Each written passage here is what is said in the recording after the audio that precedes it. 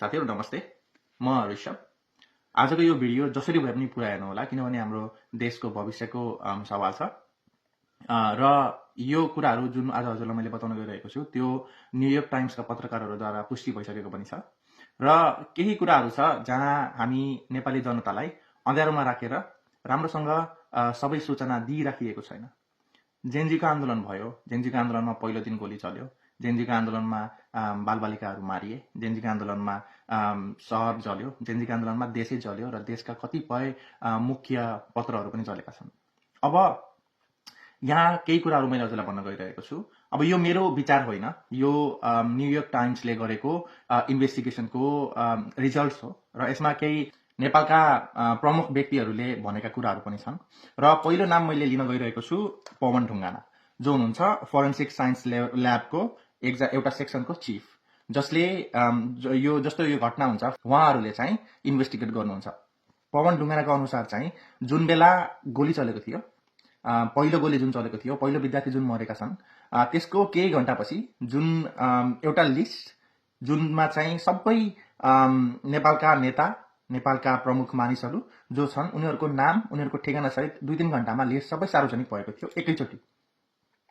त्यसपछि उहाँले के भन्नुभएको छ भने जुन तरिकाले सिंहदरबार जलाइयो, जुन तरिकाले अरू भवनहरू जलाइए, यो कुनै पनि भिड आएर एकैचोटि जलाउन सक्ने क्षमताको आगो थिएन हैन। अहिले उहाँको टिमलाई इन्भेस्टिगेट गर्न बोलाइएको पनि छैन। यो अन्तरिम सरकारले उहाँहरूलाई कुनै राइट्स दिएको छैन यो जुन घटना भयो त्यसको इन्भेस्टिगेसन गर्नलाई।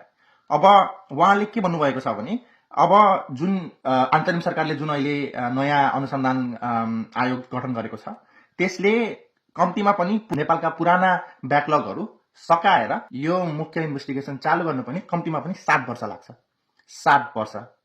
7 वर्षमा के हुन्छ, के हुँदैन, नेपालको राजनीति कसरी फेरिन्छ, देश रहला नरहला भन्न सकिँदैन। 7 वर्ष लाग्छ। जब आगो कसले लगाएको, यो एउटा अर्गनाइज अट्याक हो कि होइन, यति पत्ता लगाउनलाई मात्रै 7 वर्ष लाग्छ उहाँको अनुसार। अब सुप्रिम कोर्ट जुन सर्वोच्च अदालत छ त्यसमा पनि 60,000 भन्दा बढी केस फाइलहरू जलेका छन्।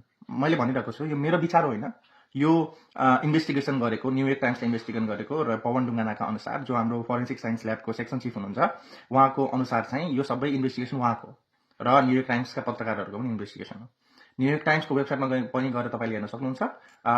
उनीहरूले भनेका छन् कि 60,000 भन्दा बढी सुप्रिम कोर्टको फाइलहरू चलेको छ र प्रत्यक्षदर्शीहरूका अनुसार जुन बेला आगो लगाइएको थियो त्यो बेला पेट्रोल बम युज गरिएको थियो, किनभने सिंहदरबारमा भिड पुगेको आधी घण्टामा सिंहदरबार जलिसकेको थियो र त्यहाँ भएका प्रत्यक्षदर्शीहरूका अनुसार केरोसिन बमहरू युज गरेका छन् र जुन तरिकाको जुन प्रकारको केमिकल युज भएको छ त्यो सिम्पल केरोसिनबाट बल्न सक्ने आगो होइन।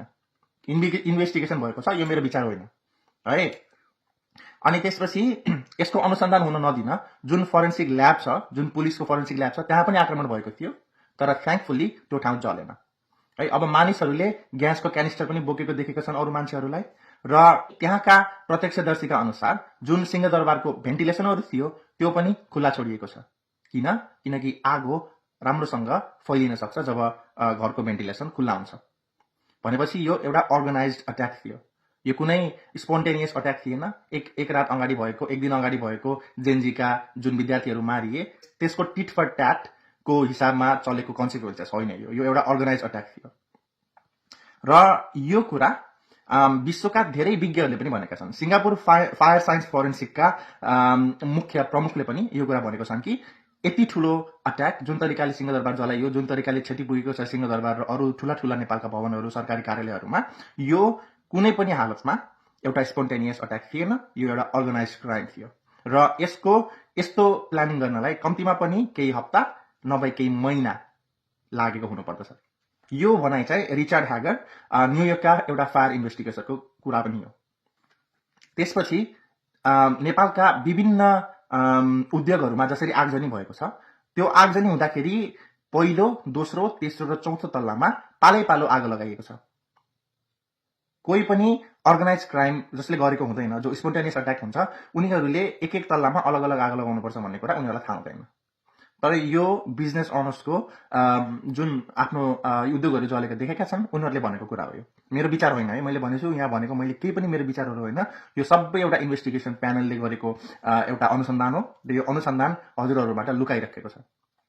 अन्तरिम सरकारले यस्तो अनुसन्धान आयोग गठन गरेको छ कि उनीहरूलाई यो इन्भेस्टिगेसन ओपन गर्न पनि कम्तीमा पनि 7 वर्ष लाग्छ।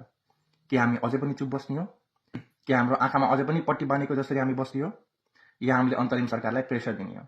मलाई लाग्छ अन्तरिम सरकार पनि यसमा मिसिएको छ र अन्तरिम सरकार मिसिएको छैन भने अन्तरिम सरकारले यो कुरा सबैभन्दा माथिको प्रायोरिटीमा राख्नुपर्ने आवश्यक छ, किनभने शहीदहरूको बलिदान खेर फाल्न दिन हुँदैन। धन्यवाद।